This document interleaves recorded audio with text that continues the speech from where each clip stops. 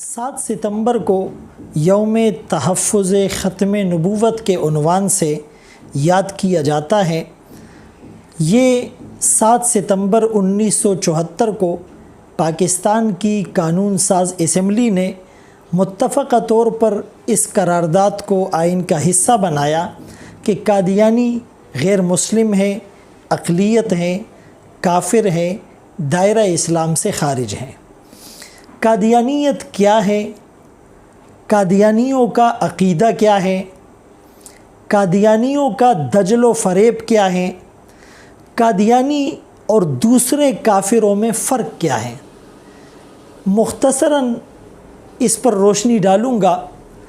یہ قادیانی اور قادیانیت قادیان سے ہیں، جو ہندوستان کا ایک علاقہ ہے جہاں مرزا غلام احمد قادیانی جھوٹا مدعی نبوت پیدا ہوا، اور اس کا دعویٰ یہ تھا کہ میں مسیح موعود یعنی آخری نبی ہوں، اور اپنی کتابوں میں اپنے اس دعوے کا پرچار کیا کہ نعوذ باللہ العیاذ باللہ محمد عربی صلی اللہ علیہ وسلم 2 دفعہ مبعوث ہوئے، ایک دفعہ مکے کی سرزمین پر اور دوسری دفعہ قادیان میں، اور جو مسیح موعود یعنی مرزا غلام احمد قادیانی کو آخری نبی نہ مانے، وہ نہ صرف کافر بلکہ پکا کافر اور دائرہ اسلام سے خارج ہیں۔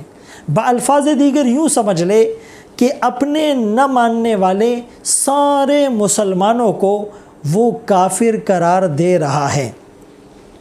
یاد رہے کہ جب ان کا دجل و فریب دنیا کے سامنے اکابر علماء نے آشکارا کیا، تو پاکستان کی اسمبلی میں 7 ستمبر 1974 کو ایک متفقہ قرارداد اور بل کے ذریعے سے انہیں غیر مسلم ڈکلیئر کیا گیا، اور دنیا کے سامنے ان کا مکروہ چہرہ ظاہر ہوا۔ یاد رہے کہ قادیانیوں اور دوسرے کافروں میں بہت بڑا واضح فرق ہے۔ کافر 3 طرح کے ہوتے ہیں۔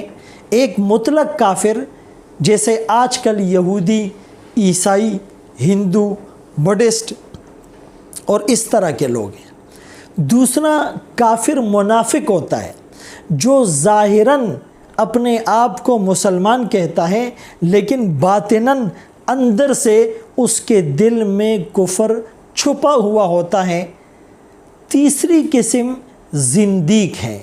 زندیق وہ ہے جو ہوتا تو کافر ہے لیکن اپنے کفر پر اسلام کا لیبل چسپاں کرتا ہے، اپنے کفر پر اسلام کی ملمہ سازی کرتا ہے، ایسے اعمال پیش کرتا ہے، ایسی باتیں دنیا کے سامنے رکھتا ہے کہ گویا کہ وہ مسلمان ہے، لیکن وہ اسلام کے لبادے میں چھپا ہوا ایک خطرناک، ایک بدترین کافر ہوتا ہے۔ اور مثال کے طور پر آپ یوں سمجھ لیں کہ ایک آدمی شراب بیچتا ہے، لیکن وہ شراب پر شراب کا لیبل لگا کر بیچتا ہے، یہ بھی جرم ہے، یہ بھی گناہ کر رہا ہے، یہ بھی حرام کا ارتکاب کر رہا ہے۔ لیکن دوسرا شراب فروخت کرتا ہے اس پر زمزم کا لیبل لگا کر، یہ اس سے بڑا گناہ ہے۔ یہ کفر کے ساتھ ساتھ حرام کے ساتھ ساتھ دجل بھی کر رہا ہے۔ ایک آدمی خنزیر کا گوشت بیچتا ہے، لیکن خنزیر کہہ کر، بتا کر، دکھلا کر، اور دوسرا خنزیر کا گوشت بیچتا ہے بکری کا گوشت ظاہر کر کے، لیبل اس پر حلال کا اور بکری کا لگاتا ہے۔ دونوں میں کتنا فرق ہے؟ دونوں کی شناعت میں، دونوں کی حرمت میں کتنا بڑا فرق ہے، اس مثال سے آپ کو خوب سمجھ میں آ جائے گا۔ تو یہ جو قادیانی ہے، یہ مطلق کافر نہیں، صرف منافق نہیں، زندیق ہے، یہ کفر کا ارتکاب بھی کرتا ہے۔ قرآن کریم کی اس آیت وَلَٰكِن رسول اللہ وخاتم النبیین، محمد عربی صلی اللہ علیہ وسلم کے فرمان انا خاتم النبیین لا نبی بعدی، اس کا انکار کر کے کفر بھی کر رہا ہے۔ اور ظاہراً اپنے آپ کو مسلمان شو کر کے اندر سے کفریہ عقائد رکھ کر یہ نفاق اور منافقت کا اظہار بھی کر رہا ہے، اپنے کفر پر اسلام کا لیبل لگا کر ملمہ سازی کر کے یہ دجل اور فریب بھی کر رہا ہے۔ یہ ایک دفعہ پہلے مسلمان تھا، پھر اس نے مرزا غلام احمد قادیانی کو آخری نبی مانا، یہ مرتد ہوا، اس میں ارتداد بھی آ گیا۔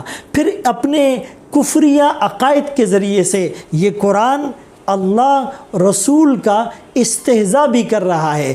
تو قادیانی زندیق ہیں، اس میں کفر بھی ہے، اس میں نفاق بھی ہے، اس میں دجل بھی ہے، اس میں ارتداد بھی ہے اور اس میں استہزاء بھی ہے۔ لہٰذا قادیانی دوسرے کافروں کی طرح عام کافر نہیں ٹھہرا، اس لیے قادیانیوں سے ہمارا رویہ سخت ہونا چاہیے۔ اشداء علی الکفار کی تصویر یہاں پر نظر آنی چاہیے۔ مرتد اسے کہتے ہیں جو ایک دفعہ کلمہ پڑھ کر مسلمان ہو اور پھر کفر کی طرف لوٹ جائے۔ مرتد کی سزا چاروں ائمہ کے نزدیک واجب القتل ہے، اس کو 3 دن کی مہلت دی جائے کہ وہ اپنے ارتداد سے اور کفریہ عقائد سے باز آ جائے، پھر سے توبہ کر کے کلمہ پڑھ لے۔ 3 دن میں اگر اس نے توبہ نہ کی تو اس کو قتل کیا جائے گا۔ اس پر واویلا کرنے والے کہ دیکھیں جی اس کو واجب القتل قرار دے دیا، یاد رکھیں یہ اسلام کا باغی ہے۔ جب کوئی کسی ملک کے اندر بغاوت کرتا ہے تو اس باغی کو کہیں پر بھی ریلیف نہیں ملتا، اس کو قتل کیا جاتا ہے، اس کو پھانسی پر لٹکایا جاتا ہے، اس کو سولی پر چڑھایا جاتا ہے، اس کو گولیوں کی بوچھاڑ سے بھون دیا جاتا ہے، اس کو نشان عبرت بنایا جاتا ہے۔ کوئی اس پر واویلا اور پروٹیسٹ ریکارڈ نہیں کراتا کہ جی یہ ملک کا باغی ہے، یہ اس ملک کے اداروں کا باغی ہے، یہ اس ملک کے قانون کا باغی ہے۔ اس کے لیے تو کوئی رعایت نہ یورپین کنٹریز میں اور نہ دوسرے ممالک میں کی جاتی ہے۔ جو اسلام کا باغی ہے، جو اللہ کا باغی ہے، جو رسول اللہ کا باغی ہے، جو رجال اللہ کا باغی ہے، جو قرآن کی توہین کا مرتکب ہے، اس کی سزا پر یہ شور اور واویلا کیوں کیا جاتا ہے؟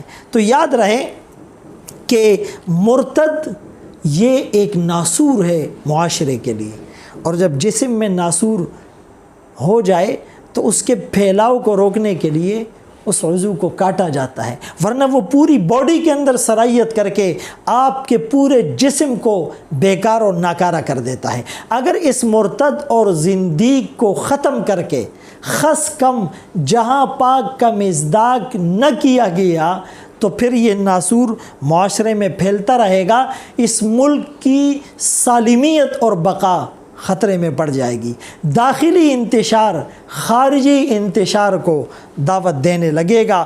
تو زندیق کا معاملہ ذرا سنگین ہے۔ امام مالک رحمۃ اللہ علیہ تو یہ فرماتے ہیں کہ لا اقبل توبۃ الزندیق، میں زندیق کی توبہ ہی قبول نہیں کرتا، اس لیے کہ جب کوئی زنا کر لے اور اس کا زنا ثابت ہو جائے اور وہ شادی شدہ ہو، وہ 100 دفعہ توبہ کرے، توبہ سے اس کی حد معاف نہیں ہوتی۔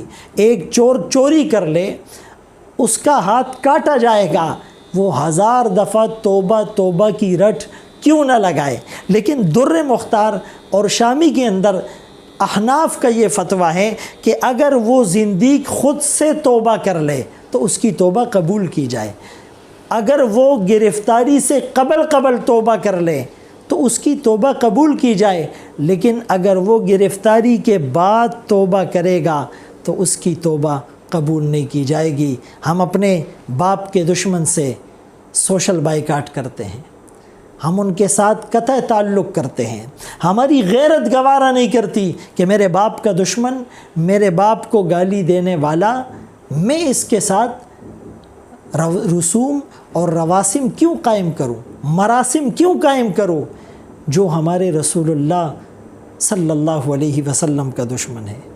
النبی اولا بالمؤمنین من انفسہم، جو ہمیں ہماری جان سے زیادہ قریب ہے، ہم پر حق رکھتا ہے، جن کی ازواج امت کی مائیں ہیں، وَأَزْوَاجُهُ أُمَّهَاتُهُمْ، جنہیں ہم امہات المومنین کہتے ہیں۔ تو جب نبی کی ازواج ہماری مائیں ہوئی روحانی، تو محمد عربی صلی اللہ علیہ وسلم ہمارے روحانی باپ ہوئے۔ اسی لیے ہم اپنے روحانی باپ محمد عربی صلی اللہ علیہ وسلم کے دشمنوں سے قطع تعلق کریں، سوشل سماجی بائیکاٹ کریں، ان کے کفر کو آشکارا کریں، ان کے دجل اور مکروہ چہرے کو دنیا کے سامنے رکھیں۔ اللہ تعالی ہمیں دینی حمیت اور استقامت نصیب فرمائے۔ وآخر دعوانا ان الحمد للہ رب العالمین۔